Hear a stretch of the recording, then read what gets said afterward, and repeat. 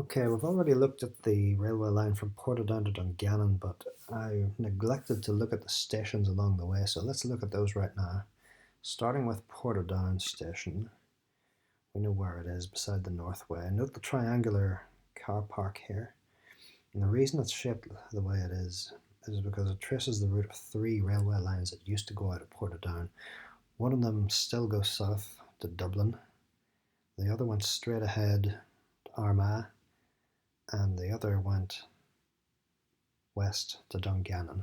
So that's the line we're going to follow today. Starting with Portadown Station.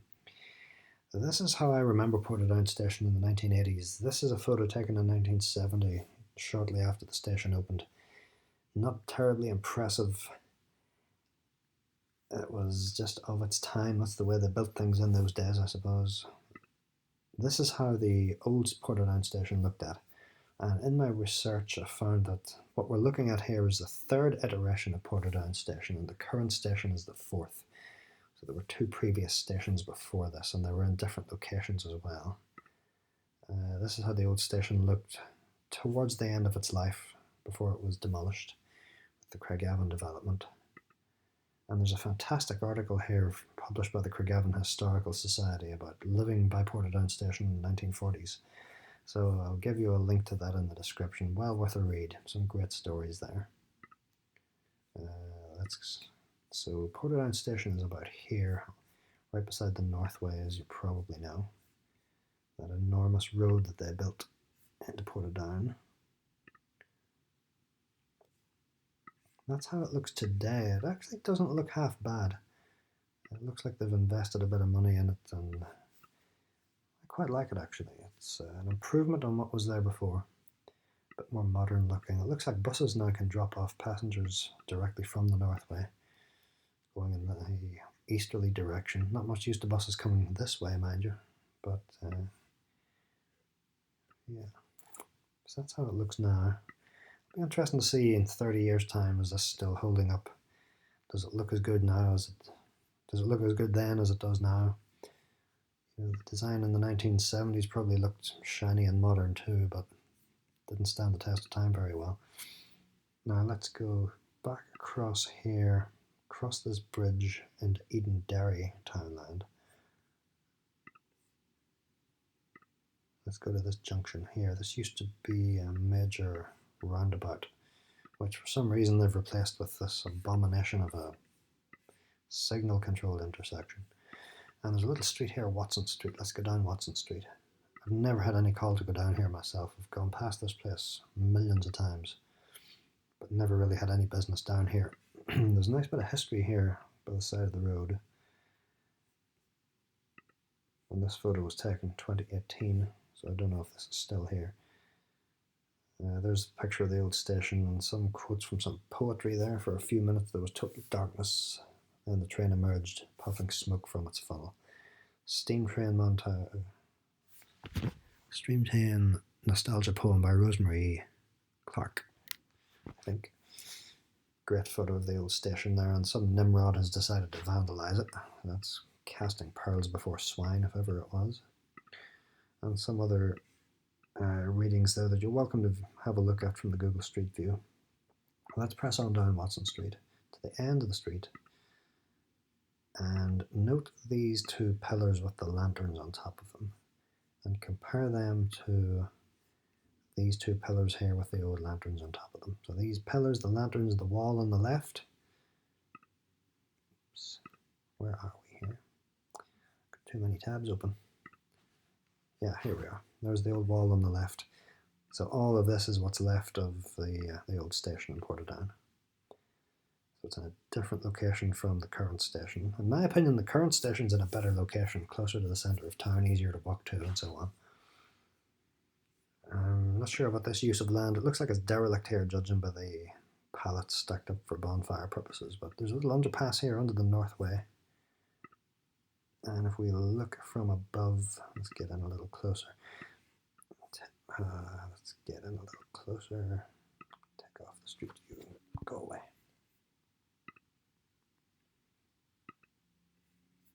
Okay, come on.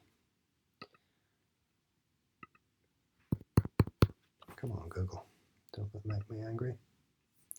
Okay, so there's the entrance to the old station. So the old horses and carts would have pulled up here, and the beautiful old building that we saw, the one that was demolished, was replaced by the Northway. So this road, so Watson Street apparently goes underneath the Northway, and I believe it went under the tracks as well. So that must have been used for accessing the station from the other side, I'm guessing. So that's the old location of the station. Definitely, and then look at the new location here, which is actually quite easy to walk to from the centre of town down Woodhouse Street and Oban Street. There is an entrance to the current station about here, I think. I don't know if we can see it from the street view. It's in there somewhere. I'm a little disoriented here, so I don't know if the street view camera gets in there, but yeah, you can get into the station fairly easily from the centre of town, which chimes well with my philosophy of train stations. Train stations really belong in the middle of town. This used to be a major hub. Portadown was called the hub of the north. It was like Chicago in the United States. Major railway junction, 4 platforms, very busy station, and all sorts of destinations available. You can access the whole island of Ireland from Portadown Station. So it must have been a very different place. The old place farther up the tracks. Up here, Edenderry Townland, I believe is what this is called. These days, according to this photography here, it looks like it's more or less derelict. I really think there's more could be done with this land. And apparently the old Denny's factory here is up for demolition too, so it'll be interesting to see what goes in beside that. There's the old Denny's factory. Yeah, there it is. So I hope they make good use of this land here and put some commercial and residential development in. So a lot of people will be able to walk down Oban Street, access the train station, and commute up to Belfast potentially without having to use this park and ride. So that's Portadown Station. A lot of history around it. I'll definitely give you a link to the history article in the description. So let's make our way west. I'm not going to trace the railway again. I'm going to just go directly to the stations. So the first station is Annaghmore. That's what it looks like now. This photo was taken in 2011, and I fear for this station really. Apparently it was a car dealership. A lot of the outbuildings have been demolished, not much left of it. So the Wikipedia article there says that the line was closed, the former station was sold. For a time it was a car dealership and repair garage, but in August 2010 it was disused and semi-derelict. Photo taken here in 2010, still see glass in the windows, but that looks to me like an endangered building. So I hope they can take good care of it.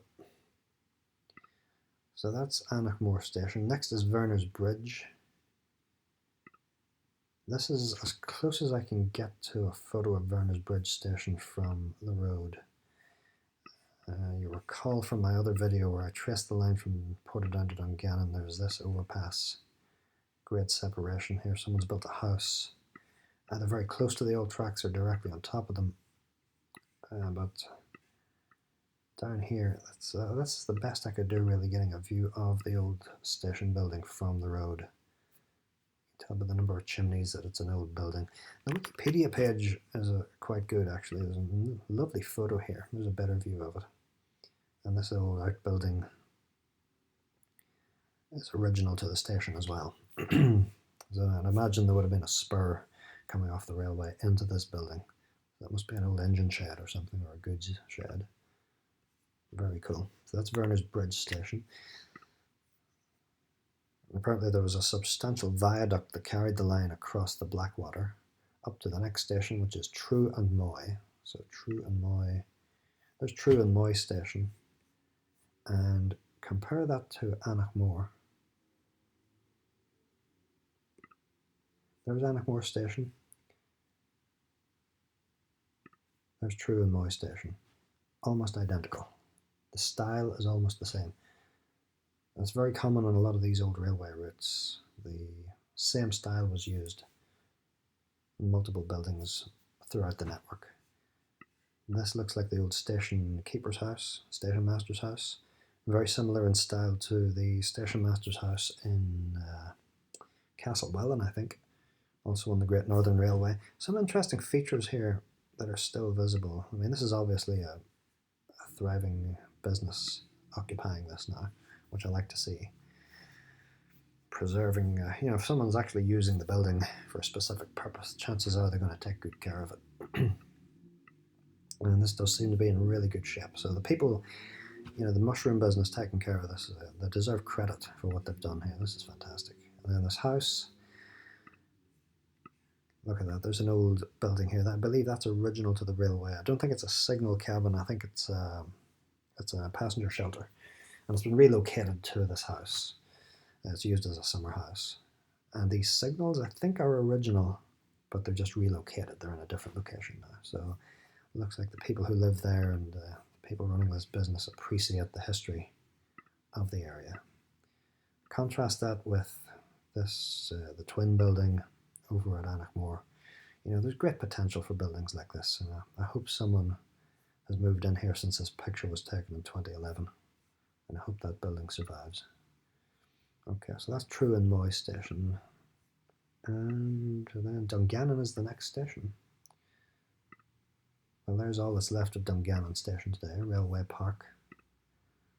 It makes a cursory reference to the railway. You got this structure on top of the pillars. These pillars look original, the wall looks original, but apart from that, there doesn't seem to be a whole lot left of the station. And the Wikipedia article talks a little bit about it. You're welcome to read up on that. And there are old photos you can find online. There's one taken in '63, a steam engine, semaphore signals. Apparently that was a football excursion for Belfast. Imagine taking a train from Belfast to Dungannon. You can't do that today. We really have regressed in a lot of ways. Sometimes society just goes backwards. There's Dungannon Station. I was able to find Dungannon Station photos from the tracks and from the platforms, but I wasn't able to find any view of the station from the road. So I'd be interested in if anybody has any photos of Dungannon Station. What did it look like from the road? What did this view look like?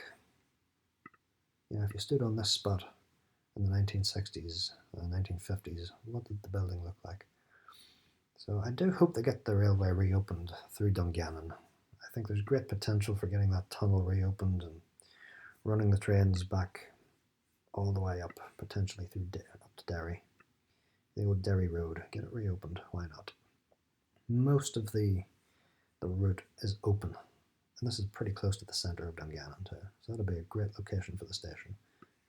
A lot of people think you can't get railway lines reopened on their original routes. Too many houses have been built on top of them, but that's not actually true. Most of the lines are wide open. This is all wide open. There's a housing development up here in the way of the old Derry Road, but the route up to Coal Island, that's still open, according to this.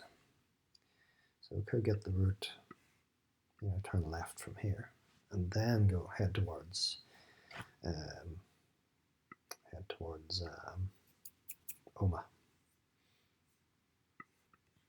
But is it physically possible to get the old station open in Dungannon? I think it is. So yeah, so those are the stations from Portadown to Dungannon. Trew and Moy is identical to Annaghmore. Vernersbridge was different. There's a little story behind that. You can read that on the Wikipedia page. I'll give you links in the description to all of these things, and please check out the history of the Portadown Station. It's a fantastic read.